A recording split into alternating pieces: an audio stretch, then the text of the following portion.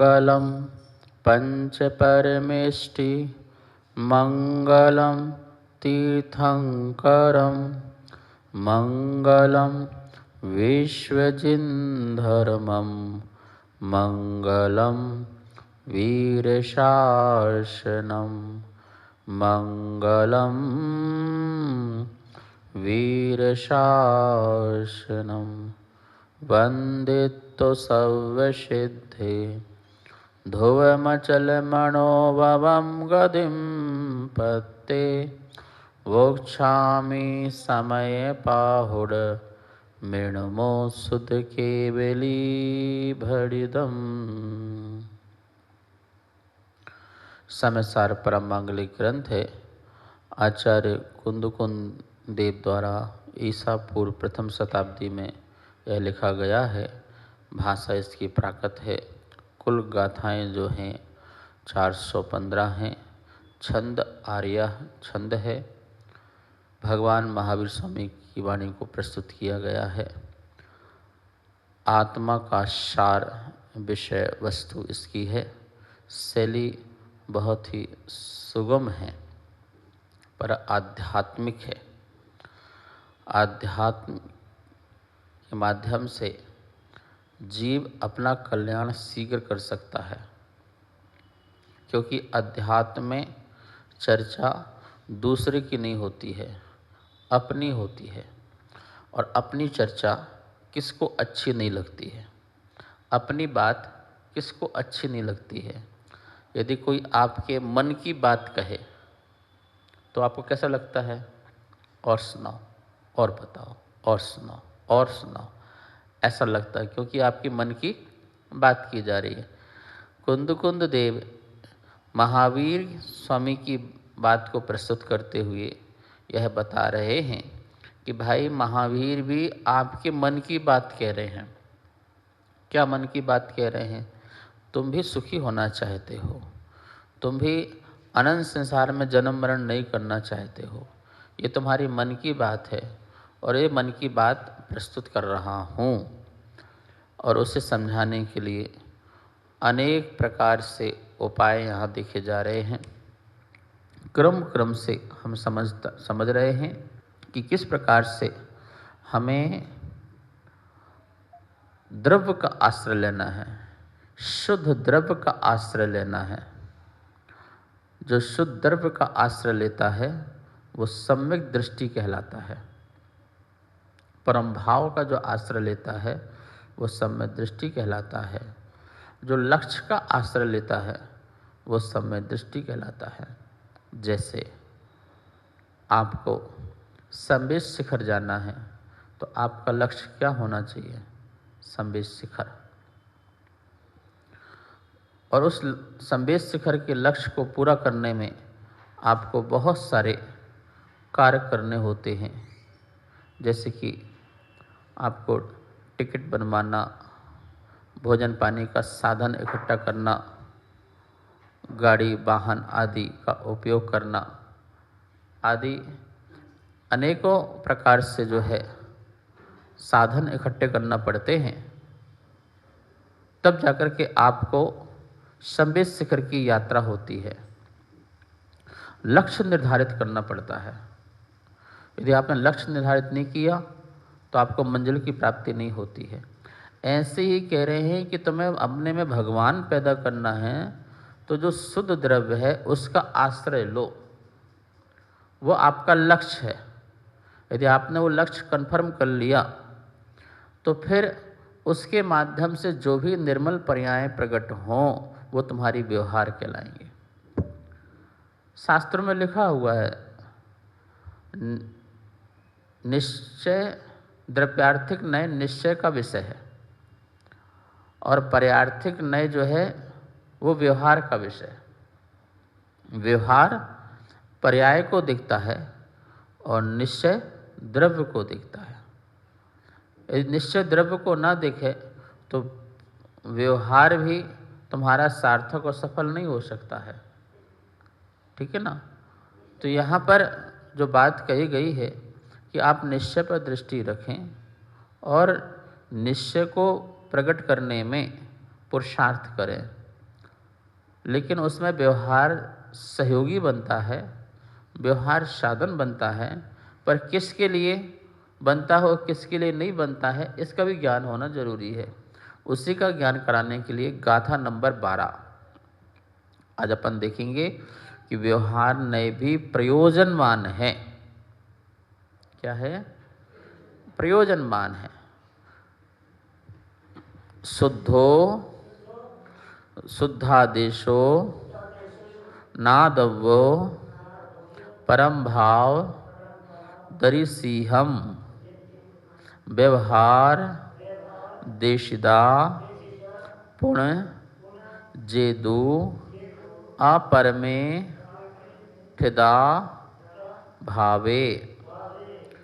शुद्धो शुद्धादेशो नादव्यो परम भाव दरिसीहम व्यवहार देशिदा पुण्य जेदु अपरमेठिदा भावे।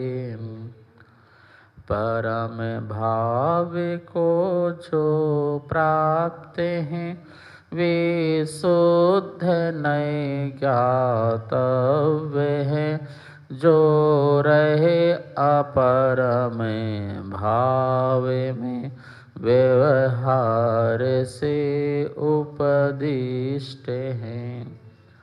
अन्वयार्थ देखिए। शुद्धो शुद्ध नए, शुद्धादेशो शुद्ध द्रव्य का कथन करने वाला है, वह परम भाव दर्शी हम शुद्धात्मा को देखने वाले आत्मदर्शी द्वारा नायबो जानने भावने योग्य है।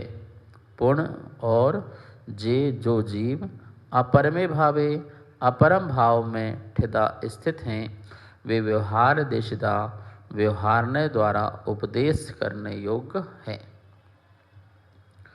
दो भाव हैं, एक परम भाव और एक अपरम भाव। परम भाव जो उत्कृष्ट भाव है, पावन भाव है, निश्चय भाव है, वो परम भाव है। और जो अभी परम भाव को प्राप्त नहीं हुए हैं, अपरम भाव में हैं, अभी मोक्ष मार्ग में हैं, मोक्ष मार्ग के फल को प्राप्त नहीं हुए हैं, वो अपरम भाव में हैं। और वो अपरम भाव वालों के लिए व्यवहार ने जो है नौका की तरह है, सहारे की तरह है। जैसे बुढ़ापे में लाठी सहारा होती है चलने के लिए, ऐसे ही व्यवहार ने भी अपरम भावों के लिए सहारा हैं। देव शास्त्र गुरु का उपदेश देना उनके लिए, देव से जुड़ना, गुरु से जुड़ना, शास्त्र से जुड़ना, स्वाध्याय से जुड़ना, अणुव्रतों से जुड़ना, महाव्रतों से जुड़ना, ये सब अपरम भावों के लिए है। ये सब अपरम भाव के लिए है, क्योंकि यदि अपरम भाव का उपदेश ना दिया जाए, व्यवहार देशिदा स्पष्ट लिखा है, व्यवहार देशिदा व्यवहार का उपदेश दिया गया है, दिया गया है। अपरमे ठिदा भावे अपरम भाव में ठिदा जो स्थित हैं, ठीक है। अपरमे भावे कौन सी विभक्ति है? सप्तमी का एक वचन, सप्तमी का एक वचन। अपरमे भावे अपरम भाव में जो ठिदा स्थित हैं, उनके लिए व्यवहार देशिदा व्यवहार ने कहा गया है। और जो शुद्धो शुद्ध को जान रहे हैं, शुद्ध नए से शुद्ध को जानते हैं, शुद्धादेशो उनको शुद्ध का कथन किया गया है। शुद्धो शुद्ध नए, शुद्धादेशो शुद्ध द्रव्य का कथन करने वाला है, शुद्ध द्रव्य का कथन करने वाला है। और वो किसके लिए? परम भाव दर्शी हम, परम भाव दर्शी हम, जो परम भाव को दर्शी हम, जो दर्शी हैं, परम भाव के दर्शी हैं, अनुभवी है। दर्शी मतलब अनुभवी है, परम भाव का अनुभव करने वाले हैं। उनके लिए क्या कह रहे हैं? भाई आपको जो है शुद्ध नय का अवलंबन लेना चाहिए। अब आपको व्यवहार का अवलंबन नहीं लेना चाहिए। मैं नाव में हूँ ऐसा अवलंबन नहीं लेना चाहिए, मैं आत्मा में हूँ ऐसा अवलंबन लेना चाहिए। दोनों बात में अंतर है ना, कि एक व्यक्ति कह रहा तुम कैसे पार हो रहे हो, बोले मैं नाव से पार हो रहा हूँ। एक व्यक्ति कह रहा तुम कैसे पार हो रहे हो, बोले मैं तो अपनी आत्मा से पार हो रहा हूँ, आत्मशक्ति से पार हो रहा हूँ। अभी वहाँ पर की शक्ति बताई जा रही है। नाव पर शक्ति है तो हम पर शक्ति से पार हो रहे हैं ऐसा कह रहे हैं, और एक जो परम भाव में स्थित है वो ये नहीं कह रहा कि मैं पर शक्ति से पार हो रहा हूँ, स्वशक्ति से पार हो रहा हूँ। मैना सुंदरी ये नहीं कह रही है कि तुम्हारे भाग का खा रही हूँ, वो कह रही है मैं अपने भाग का खा रहा हूँ, उदाहरण के लिए। ठीक है, दोनों ही व्यवहार है, पर कहने के लिए, उदाहरण के लिए किसका खा रही हूँ, अपने भाग का खा रही हूँ, मतलब अपनी शक्ति, अपना पुरुषार्थ, अपना पुरुषार्थ और अपना भाग। ठीक है ना, ना तुम्हारा पुरुषार्थ और ना तुम्हारा भाग, ये उदाहरण है। यहाँ पर ये कह रहे हैं जो मोक्ष मार्ग में बाह्य अवलंबन लिया जाता है वो व्यवहार नय है। शरीर का भी अवलंबन लेते हैं ना साधना के लिए, तो शरीर का अवलंबन लेना भी व्यवहार है। शरीर से तपस्या करना भी व्यवहार है। अनुव्रत और महाव्रत कैसे पालन होते हैं, सिर्फ आत्मा से पालन होते हैं क्या, कि मन से, वचन से और काया से भी होते हैं? तो ये मन वचन काया क्या है, पुद्गल की अवस्था है।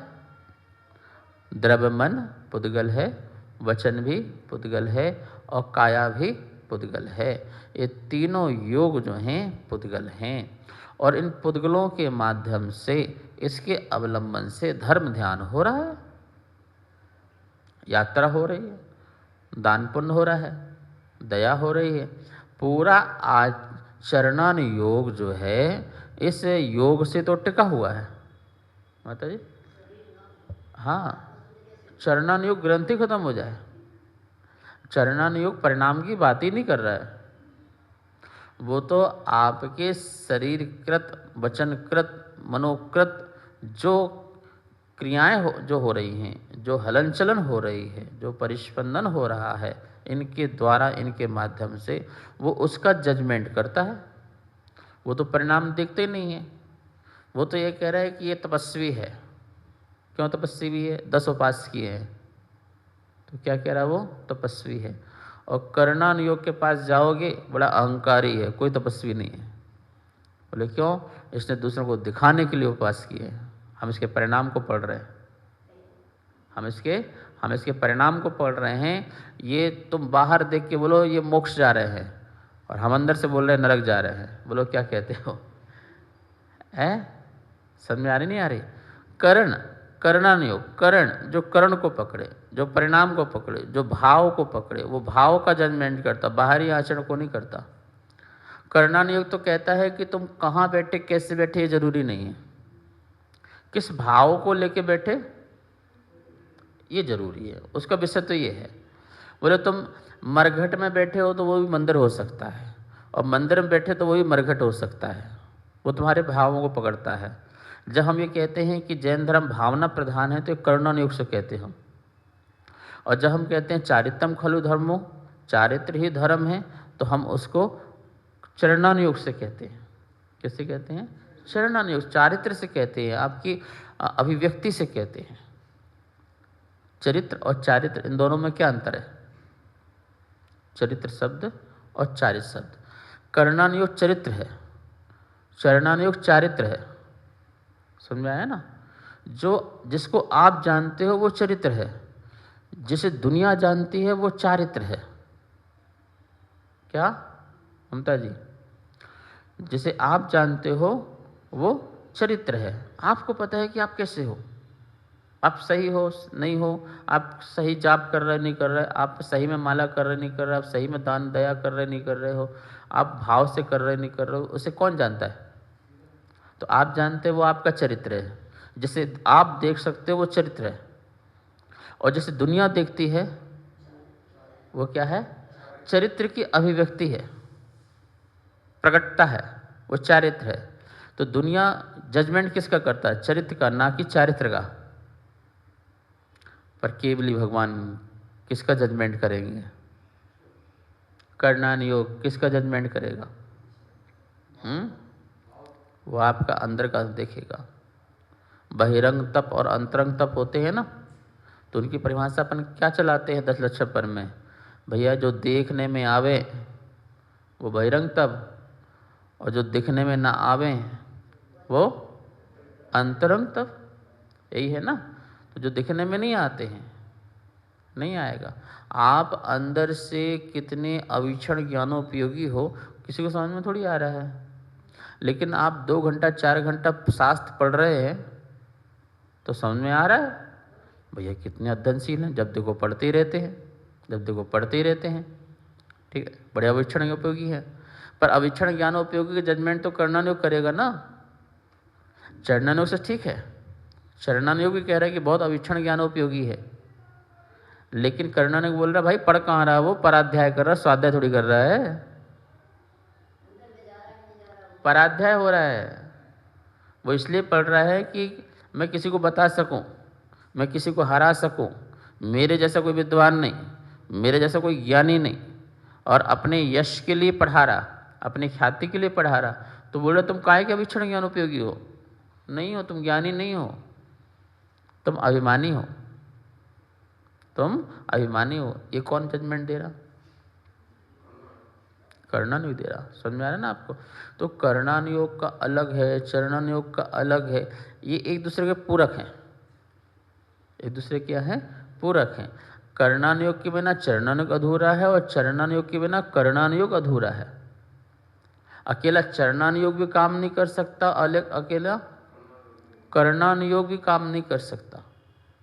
और ये दोनों चीज समझ में आए तो द्रव्यानुयोग समझ में आए। ये समझ में आए तो द्रव्यानुयोग समझ में, आत्मा समझ में आए। डायरेक्ट आत्मा क्या समझ में आएगी जब तक वो परिणामों को गिनना नहीं आता, तुम्हें परिणाम के अकॉर्डिंग चलना नहीं आता, तो द्रव्यानुयोग करेगा क्या? भेद विज्ञान बनेगा क्या? क्या भेद विज्ञान बनेगा? क्या वीतराग विज्ञान का आनंद आएगा? क्या परम भाव बनेगा? नहीं बनेगा। अपरम भाव में रहोगे। द्रव्यानुयोग के बिना अपरम भाव है, ध्यान रखना।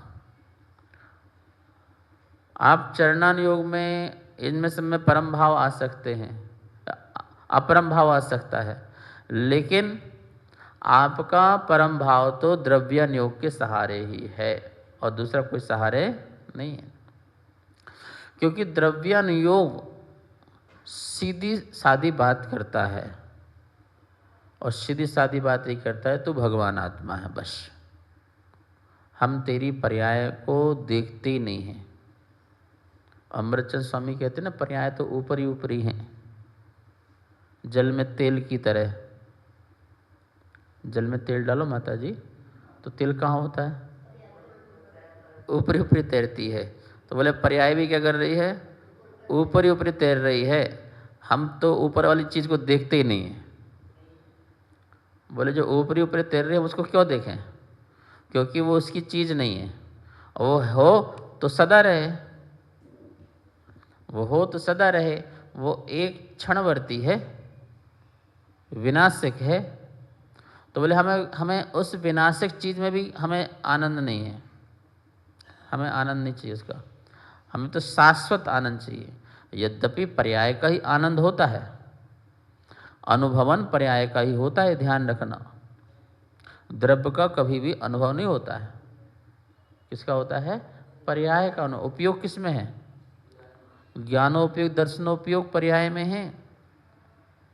प्रति समय प्रणमन करता हुआ चेतन अनुविधायी जो परिणाम है प्रति समय प्रणमनशील है। चेतन का अनुसरण करने वाला परिणाम उपयोग है, और उपयोग का अनुभव है। उपयोग का अनुभव है, वो परिणाम हमें अनुभव में आता है। पर वो अनुभव में निर्विकल्प आए तो अच्छा। कैसा है? वो अनुभव सविकल्प आए तो वो भी हमारे लिए बंध का कारण है। यदि वो हमारे लिए अपरम भाव में आ रहा है उपयोग, तो कैसा है वो? बंध का कारण है। और वही उपयोग परम भाव में आ रहा है तो कैसा है? निर्जरा कारण है, मुक्ति का कारण है। ठीक है, सिद्ध अवस्था की पर्याय का कारण है, वो बनेगा।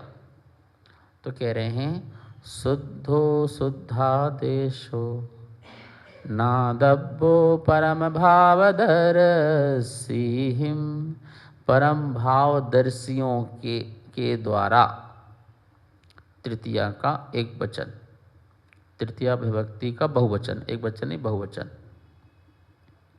हिम लग गया ना, हिम प्रत्यय, तो बहुवचन में आ गया।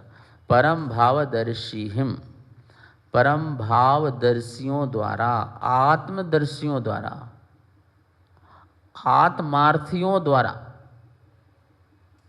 एक दो की बात नहीं कह रहे। कितने कह रहे हैं? बहुतों की कह रहे हैं। जो जिन्होंने आत्मा को प्राप्त किया है या प्राप्त कर रहे हैं, ऐसे परम भाव आत्मार्थियों के द्वारा अथवा मुमुक्षुओं के द्वारा। किसके द्वारा? जो मुमुक्षु हैं, सच्चे मुमुक्षु हैं, बुभुक्षु नहीं, जो भोगते हो या भोगने की इच्छा रखते हो, ऐसे नहीं। मोक्ष की भोगने की भी जिसको इच्छा ना हो, मुमुक्षु जिज्ञासा है। मुमुक्षु जो मोक्ष का सच में इच्छुक है, वो परम भावी है, जो परम भाव में स्थित हो गया ना। तो परम भाव दर्शियों के द्वारा नादव्वो क्या मतलब? जानने योग्य है। किसके द्वारा जानने योग्य है? क्या जानने योग्य है? शुद्धो, शुद्धो, शुद्ध है। देखो भैया, हीरा जौहरियों के द्वारा जानने योग्य है, कबाड़ियों के द्वारा नहीं। वो क्या बोलते हो कहावत, बंदर क्या जाने है? अरे अदरक का स्वाद बंदर क्या जाने। जौहरी, जौहरी असली कीमत समझेगा जो सच्चा जौहरी होगा। और जो सच्चा जौहरी नहीं होगा, बेईमान होगा, वो तो उसी में लगा रहेगा, भाव तोल मोल में लगा रहेगा। देखो, आपके पास कोई हीरा लेके आया, ठीक है ना, तो जो नकली व्यक्ति है या बेईमान व्यक्ति है, जो उसकी कदर नहीं जानता है, तो उसका मोल भाव करेगा।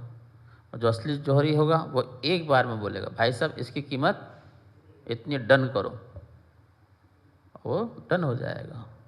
और जो नकली हैं वो मोल भाव करेंगे, उन्हें पता ही नहीं है, तो कम ज़्यादा भाव में लगे रहेंगे। कथा आती है ना, एक व्यक्ति को, लकड़हारे को क्या मिल गए? बहुत सारे पत्थर मिल गए जंगल में, चमकदार। तो सोचा चलो बच्चों को खेलने को ले चलते हैं, बच्चे खेलेंगे। तो पत्नी के हाथ देती है, बच्चों के दे दो खेलने के लिए। तो पत्नी इस प्रकार से हाथ में ऐसे ऐसे वो पत्नी भी खेल रही है ऐसे कर करके, और बाजार सामान लेने गई तो अपने हाथ में ऐसे पत्थर ले जाते हुए खेलते खेलते एक जौहरी सामने से आया। अरे कितने का देगी पत्थर?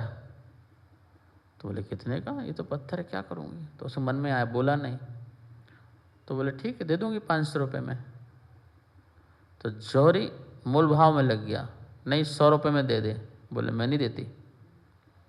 उसके मन में भी आया कि जाएगा कहाँ, गांव का आदमी मान जाएगा ठीक है, वरना कोई दिक्कत नहीं, बाद में देख लूँगी। वो आगे बढ़ गई, दूसरा जौहरी मिला, कितने का?